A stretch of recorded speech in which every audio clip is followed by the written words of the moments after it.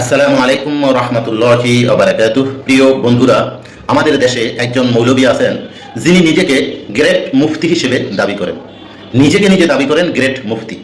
তো সেই মুফতি সাহেব এই ওয়াজ মাহফিলে তার মাহফিল চলাকালীন অবস্থায় পার্শ্ববর্তী মসজিদের মুয়াজ্জিন আজান শুরু করে দিলে পরে সেই মুফতি সাহেবের রিয়াকশনটা কি আসে, চলেন আমরা একটু দেখে আসি।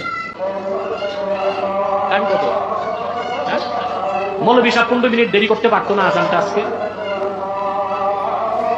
বলে রাখা তো দরকার ছিল। হ্যাঁ,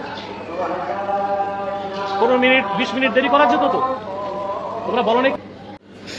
আচ্ছা মুফতি সাহেব, আপনি বলেন তো, ওই মসজিদের যে মুয়াজ্জিন সাহেব আজান দিয়েছেন তিনি আপনার মাহফিলের জন্য কেন আজান দেরি করে দিবে?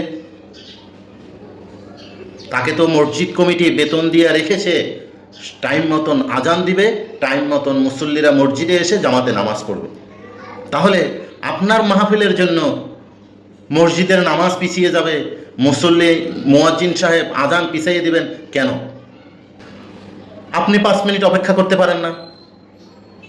মুয়াজ্জিন সাহেবের আজান দেওয়া পর্যন্ত আপনি 5টা মিনিট চুপ থাকলে কি হয়? আপনার ওয়াজের জন্য মুয়াজ্জিন 15 মিনিট আজান লেট করে দিবে, কেন আপনি 2 মিনিট অপেক্ষা করলে কি সমস্যা? আপনি 2 মিনিট চুপ থাকেন না, আজানের জবাব দেন না, হয়তো হয়ে যায়। আপনি প্রকাশ্যে আবার বলতেছেন যে মৌলভী আজান 15 মিনিট লেট করে দিলে কি হইতো, কি ক্ষতিটা হইতো? তো আপনি 5 মিনিট চুপ থাকলে কি ক্ষতিটা হইতো?